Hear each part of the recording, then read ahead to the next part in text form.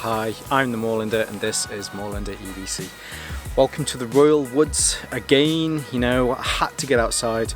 Last few weeks it's been raining an awful lot and I needed to come out. As the Moorlander, I have to check my royal lands.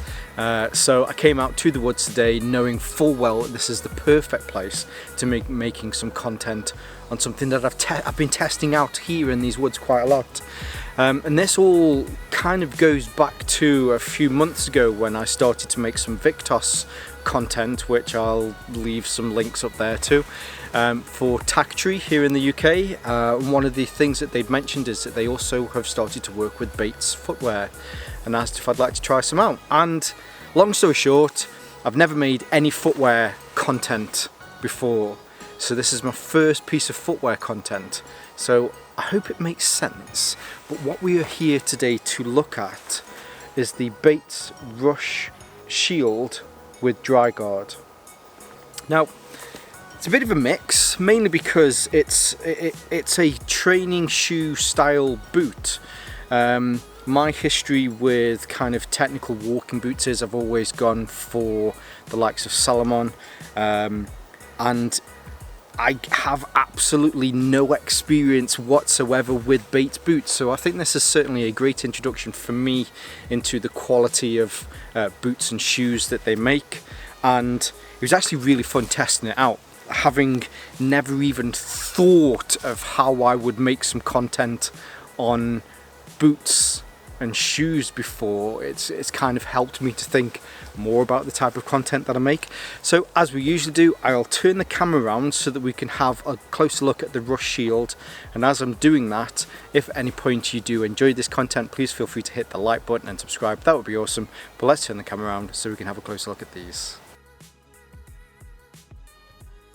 Now, as I mentioned, this is my first time reviewing any sort of shoes. Hopefully I've got this in the right order and it will all make sense, but we'll go through the materials, some of the features, and then, you know, are they actually nice to wear? So as far as here in the UK, I am a size 9 and these are the size 9 boots. In the US that is a size 10 and in Europe that is a size 43, and they fit me perfectly, have absolutely no issues whatsoever. As far as the comfort, and again I'm probably skipping ahead on certain bits, as far as the comfort is concerned, they have a reasonably large toe box. Now I won't get into the ins and outs of my Moorlander feet, however it's fair to say that they do look like hobbit's feet. I have the type of feet that I can walk on water because of the large surface area that they have. So because of the large toe box in here, if you're ever concerned about shoes that, you know, certainly find that your toes get pinched, you definitely won't find this with these. They have a very ample large size in there to make sure that your feet and your toes can move around a lot whilst you're walking. Now, getting back to the construction, the upper is made from leather, and there is some mesh here on the side as well, which adds to the breathability. The leather that is on here is all great leather. In fact, it's very tough. So in testing these, what I did, I've had these now for about 4 or 5 months. I've done lots of walks with these. I've done lots of, I actually run 3 or 4 times a week, so I've been running with these on as well. The leather has started to crease and it's started to wear in quite a bit. Last weekend possibly was the largest test for these. So at weekends I do a little bit of airsofting and I play more as a sniper role. So getting down onto the floor, getting down into prone positions with this, I've done this a lot. You can see that I've started to get a few scuffs on here, but considering the amount that I've been throwing myself onto the floor, I'd say this is reasonably light wear for the amount that I've put these through. There is additional hard wearing leather here on the toe caps and here on the heel as well, just for extra protection. Now I mentioned toe caps there. I mean, just really mean this front section. As far as any sort of reinforced toe caps are concerned, there's no additional protection in here. If that's something that you need, then, well, you know, these aren't reinforced toe caps. But what I have found is that throwing myself onto the floor, getting into a prone position, I've not had any issues at all whatsoever with these.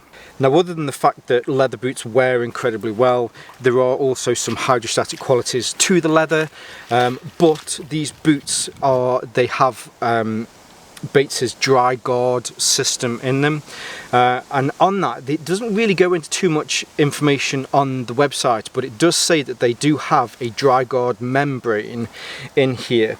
Now, I can't see whether that is a Gore-Tex. I can't see if that's Event or if they have their own proprietary one that they use, but one of the main issues with having some of that inside a boot that I've found in the past is that it's all about that sweat management.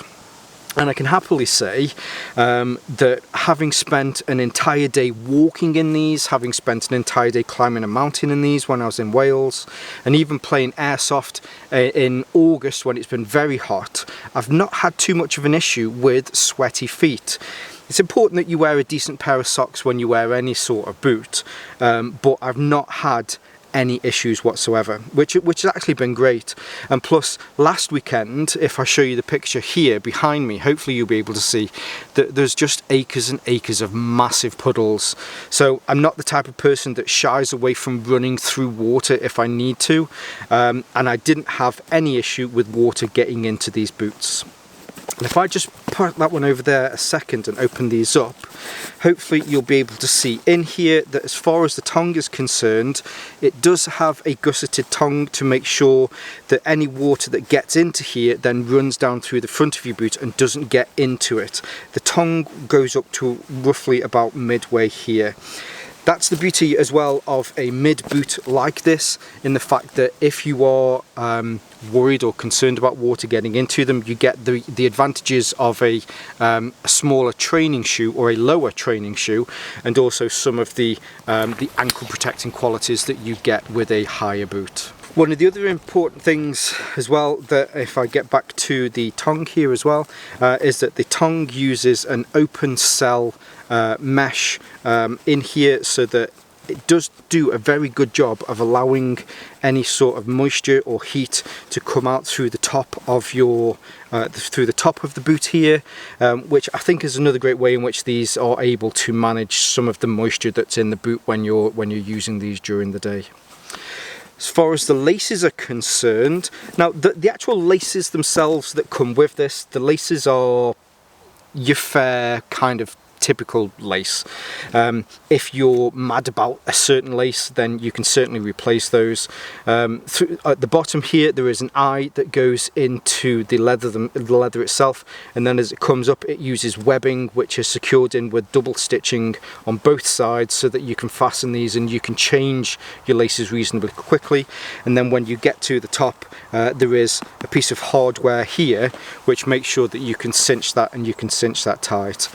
Down the length of the tongue there are some extra pieces of webbing, so that if you need to, if you want to, you can certainly pass the laces through here. If you want to take them out, you can do that. It's fairly simple. But what I've also found this is really useful is where you have those the pull cords on the bottom of your trousers. You can pass those through here once your laces are secure, and it will also help to keep those at the bottom. A lot of trousers have those little hooks that you can hook into your laces, but if you don't have those, it's a little kind of life hack that you can use these tabs here to be able to pass your laces through, to be able to do that. On the inside, or at least as we're still going around the front here, you have this mesh. That is on both sides. It offers quite a bit of mobility through the shoe as well, through the sides. So when you're running, you're having to take a corner. These do rotate, which gives you a lot more freedom, but not to the point where you might be worrying about your ankles. The mid-size boot on here, when this is tight and secured, does give you a lot of ankle protection. Now, as far as ankle protection is concerned, especially on the inside, what I've found is when I've been airsofting and I've been throwing myself onto the floor to get into a prone position, the support and the protection of the padding here on my ankle joints has been absolutely amazing. I've certainly not had any knocks, not had any issues whatsoever, and they've actually been really good. I touched on earlier about the advantages of a mid-sized boot like this, and that really comes in the differences between a shorter training shoe, which doesn't give you as much ankle protection but gives you a lot of versatility in the way in which your foot can move, to a larger, higher boot which gives you a lot of ankle protection, especially from being able to slip your ankle, which you can certainly do whilst out walking. But this really is, especially with the mid boot, that's the best of both worlds. As far as mobility is concerned, I've been climbing in through windows. One of the fields that I play at's got a lot of buildings that you can climb into. Climbing into those has been great. Getting into a prone position has been very simple, and certainly I've not had any worries on the inside there as well. On another note, although I know I touched on this earlier, getting down and being able to take a knee and bending your foot at the front here has actually been really nice. Because of the large toe box at the front, it gives you more freedom to be able to take a knee and to be able to get into that position. Certainly find with some boots that when you start to do that, it starts to pinch either on the outside or the inside of the boot. I think a lot of thought, especially as this is more of a military or law enforcement kind of boot, a lot of thought's been put into that, and it certainly pays off. And then moving down the boot as we get into the midsole. So the midsole uses this CMEVA wedge style insole, so it offers quite a lot of freedom and quite a lot of bounce back, and this is maybe where some of the terms that I need to work on my vocabulary is concerned, but the padding and the softness that you get in here is just enough that, one, you certainly don't feel like you've been walking, you don't feel like you've been running all day. As I say, I've done quite a few runs between 5 to 10k in these, and they're really nice for that. But also when you're out walking, they're also firm enough to make sure that you still get a good connection with the earth below you. That sounds really weird, but I don't mean as in a good connection as in like being able to connect yourself, but a good connection is in the fact that you can certainly feel the material that's underneath your floor, or at least underneath the sole. One of the field that I play at, there is a lot of sandstone around, which when it's dry is incredibly, it's millstone grit, so you get a really good grip on it, but when it's wet, it's like walking on a bar of soap. But you can tell when you're going from different types of material that you're walking on, and that's really what I mean about this, that you still get some sort of feedback through the boot, but also enough sponge in there. I think they've got quite a good balance on there. Now, from what I've read as well, so Bates have worked with Saucony, who use their Athletic Last, which is all really designed to work around the midsole, the sole, and the fit inside the boot itself. If you're into running, you'll certainly know that real runners tend to go towards companies like Saucony, to Brooks, New Balance, those sort, because of the technology and the thought that they put into those. So knowing and finding out that Bates use that with Saucony certainly puts a lot of, for me, that they put a lot of thought into these. There is a bit here, I certainly found this on the website, so here hopefully if you can see, so the actual sole has these little bits that come into it through the, what's this called, the outer side of your foot. When you're being able to run and you're putting pressure on the outside of your foot, it does give you a lot of support through here. On the inside of your foot, as far as bridge protection is concerned, I've found that it's adequate. Now, I certainly don't struggle with the arches of my foot, so it arches up just enough on the inside to give me enough support through the day, so that when I've been walking, I've certainly not got home and found that I have got any sort of pain there. But if you need to, you can certainly take out the insoles and put any sort of orthopedic inserts that you have into these, and they're easily swapped. As far as the grips are concerned, I really wasn't sure about these grips when I first got them, because it's certainly a strange pattern in which that it uses. But again, not to keep going on about the airsoft field that I play at, it has a mix. It's actually a wood, a huge wooded area on the side of an old sandstone quarry. So you go through a lot of different terrains and a lot of different substances that you, or at least a lot of different materials underneath your foot, and this is managed really well. The way that these they have these small kind of triangle sections, which kind of reminds me of the contra grip that Solomon use, but they do a very good job of being able to get the mud out from between your grips, so that you don't have to certainly clean them out as often as possible, but also give you enough grip that when you're trying to get onto things, there's enough there to be able to clasp onto it, and they are really nice. Another thing to point out with these is that they also have a fairly flat toe to heel lift. In recent years, I've got into barefoot walking and barefoot running quite a bit more, and that's not necessarily about running with bare feet. It's actually about the difference between the rise from where the balls of your toes are from here to where your heel is. You tend to find with a lot of shoes that this can be anything from, say, 8mm difference in height, even higher in sometimes, which doesn't give you a natural plant when you put your foot down. The rise between these is only 4mm, and I've certainly found that whilst I've been using these, it does give you a solid base. I'm trying to think of the right words. Hopefully this does make sense, but when you're trying to rock between your back foot to your front foot, or when you're in a position that you need to move to the left, to the right really quite quickly, then you can certainly do that, and it gives you a firm foundation for you to be able to make those quick movements on. But also when you're walking, it also feels just a little bit more natural when you're walking with these. Now, coming into this, I came into this completely blind in quite a few different ways. One, I didn't know anything about Bates. I'd never heard of the company before, and certainly never tried any of the boots before. And two, as already mentioned, I've never made any content on some boots before and thought, yeah, let's try it.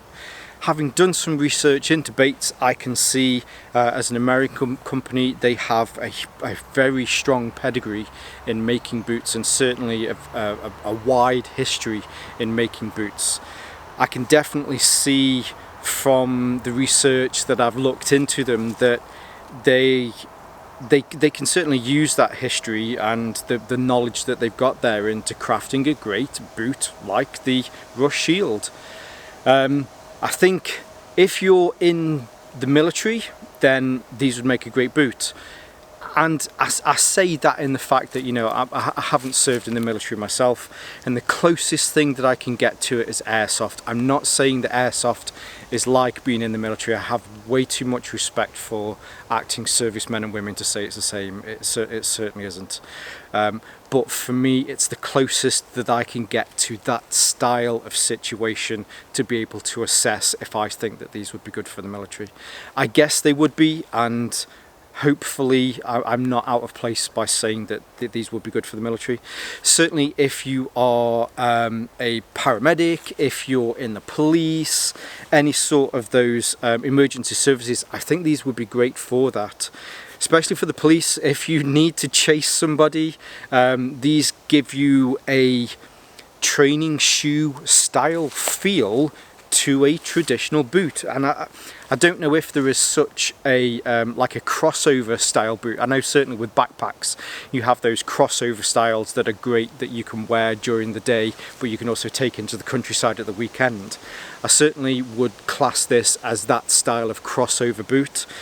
It's a leather boot that you can you can clean it. Obviously I've not been cleaning these because I wanted to show you how these have worn over 4 months of wear, but you could get some kiwi on these, you could clean them up and they'll clean up really well, but also there's the dynamism, is that a word? The flexibility that you can use these. If you need to give chase to somebody, you can certainly give chase to somebody, but also if you need to wear these and you need to stand and you're walking around for an entire day, you can certainly do that with these as well. It's actually been really good testing these out, mainly because every time that you've seen me out here I've probably been wearing these shoes and just testing them from day to day. As I've mentioned, I've ran in them, I've climbed mountains in them, I've been through woodland walks in them. I even spent some time walking through a river with, I mean it wasn't particularly a deep river, I didn't want to get them too wet, but I spent some time walking through a slate river with them, and then time with airsoft. So I'd like to think that I've tested these sufficiently enough to know how they feel and whether or not I'd recommend them. And yeah, I would definitely recommend these. I'm looking forward to maybe trying out some more Bates boots and Bates footwear in the future. Certainly here in the UK, if you're after Bates boots, then I highly recommend checking out TacTree. I'll leave TacTree's links in the description below.